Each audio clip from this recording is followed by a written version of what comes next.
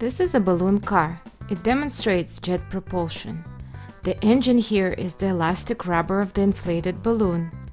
The propeller is the blowing air from the deflating balloon. Jet propulsion is a thrust produced by passing of stream of air or water in the opposite direction to the direction of motion. In this case, it is air. In order to demonstrate how the car works, we will inflate the balloon. This car is very light. The inflated balloon has a nozzle with a closed cap. Because of the elastic properties of the balloon, when we open the nozzle, the air rushes out in this direction. However, the jet propulsion is pushing the car in the opposite direction. Just like so. This car can also help to demonstrate Newton's third law. It states, when the first body, the balloon, exerts force on second body, the screen, the second body simultaneously exerts force on the first body. This means that both forces are equal in magnitude and opposite in direction. Therefore, the car does not move. This kit consists of several parts: the base, the parts for the wheels, the strips for the axles, the balloon, the mount plate for the balloon, the mount plate for the screen. We also have the bracket to hold the balloon in place. The very important part is the nozzle with the cap. We also have a number of other parts to aid with the assembly. To begin, we are going to assemble this rigid base that consists of 3 plates. Take these 3 plates,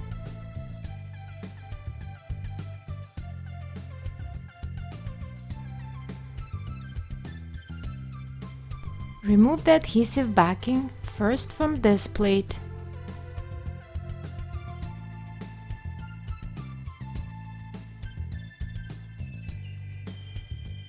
Glue the top and the middle plates together.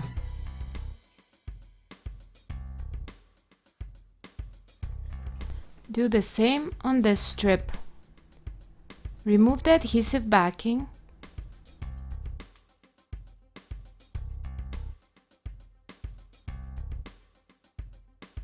And stick it to the center plate, just like so. Press. This part is now ready.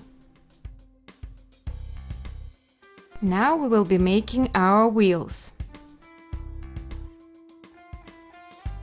Every wheel consists of 3 parts: the middle, the thinner disc, and the 2 thicker discs on both sides of it. These are hubs. They add thickness to our wheels. To help us assemble, we will use this simple device.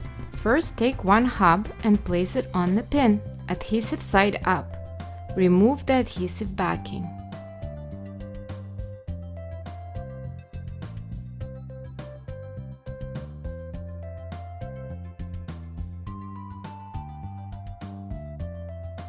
Place the large disc on top. Press down. Remove adhesive backing from the second hub.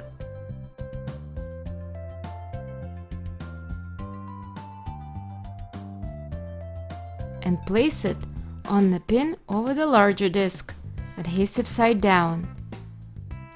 Press firmly. Now we can remove the finished wheel from the pin. The other 3 wheels are assembled the same way. Next, we need to attach the axle plates to our base. We have 1 long and 1 short axle plates. Remove the adhesive backing and place the long plate approximately 1.5 inches or 4 to 5 centimeters from the end. Like so.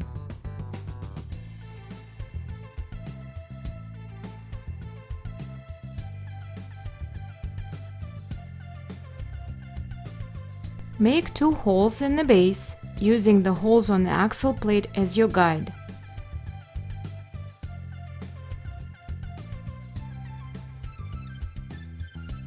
Insert 2 clips.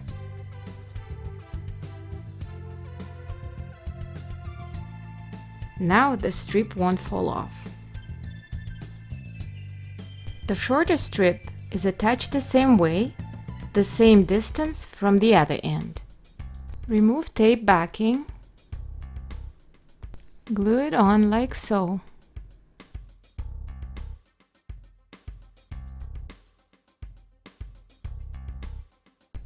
Make 2 holes.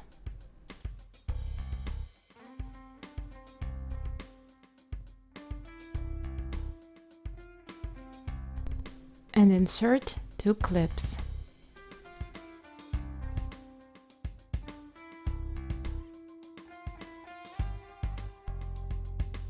Now we need to put our wheels on the axles.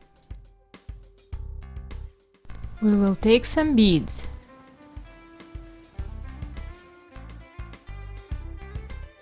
First, we need to place a bead on the tip of the first axle. You can use the small hammer. Now you can put the wheel on the axle. Again, you can use the hammer. Now slowly and carefully slide the wheel down. Keep your fingers close to the wheel. We need to put one more bead on the other side of the wheel in order to prevent the wheel from falling apart. You can slide the bead down with the help of the rigid tube. Remember again to hold your fingers close to the bead. The half of the axle is now ready. Insert it into the middle channel of the strip and check that it spins with ease.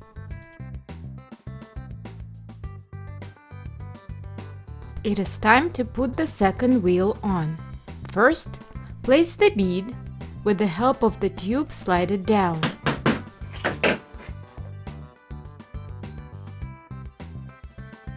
Make sure there is a gap between the bead and the axle strip wall. This will allow the axle to spin freely. Now we will put on the wheel. Use the hammer to help you.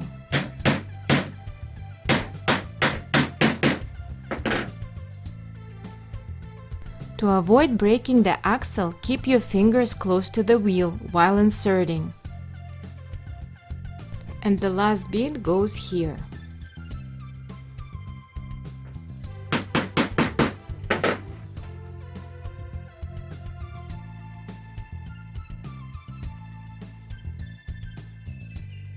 We can check now if the wheels spin freely. Next, we will repeat the same steps with the other set of wheels. We will take the smaller axle and 4 beads.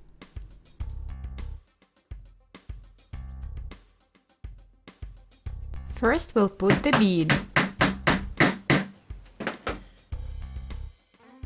Then the wheel.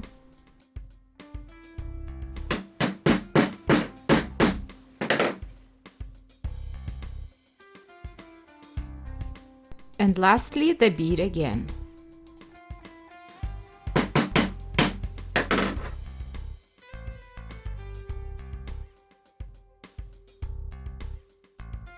Check if the wheel is straight. Now we can insert the half axle into the axle strip. Again, check if it spins freely.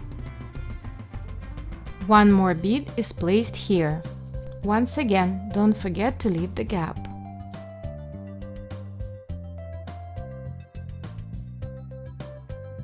The last wheel.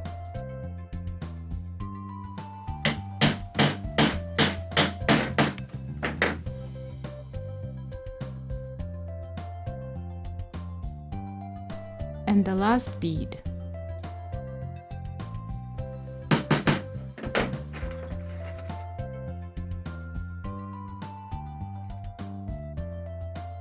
Now we will attach the balloon mount piece to the car. Remove the adhesive backing and attach it to the base, approximately 3 inches or 10 centimeters from the end of the car where the shorter axle is located.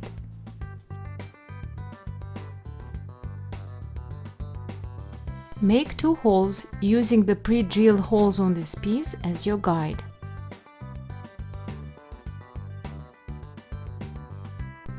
Now insert 2 clips.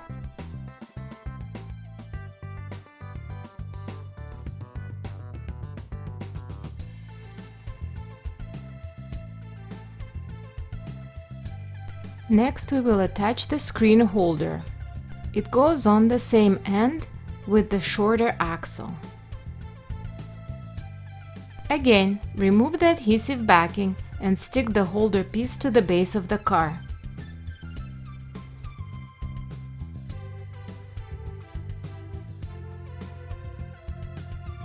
Make 2 holes and insert 2 clips.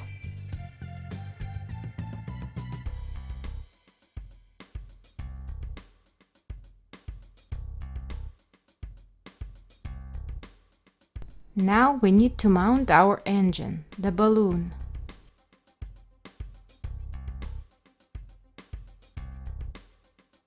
Insert the nozzle into the balloon.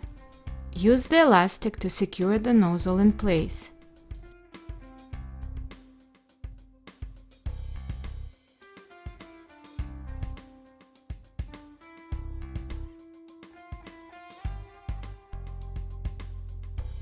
With the open nozzle, insert the balloon into its holder. Make sure the nozzle is inserted all the way.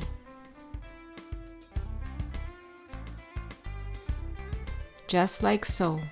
It is better that the cap of the nozzle is turned down. It is time to attach the bracket that will support the inflated balloon. Remove the adhesive backing. Attach it to the base, approximately 3 to 4 inches or 10 centimeters from the end with the longer axle. Again, make 2 holes using the holes on this piece as your guide.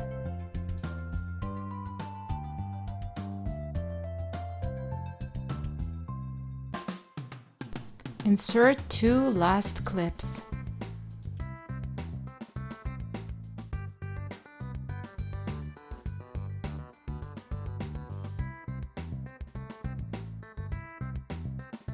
The balloon car is ready. To test the Newton's third law, we will put the screen in this position. When it is turned this way, the car will run because the jet of air released pushes it forward. If it is turned this way, the car will not move because there are 2 equal but opposite forces that cancel each other.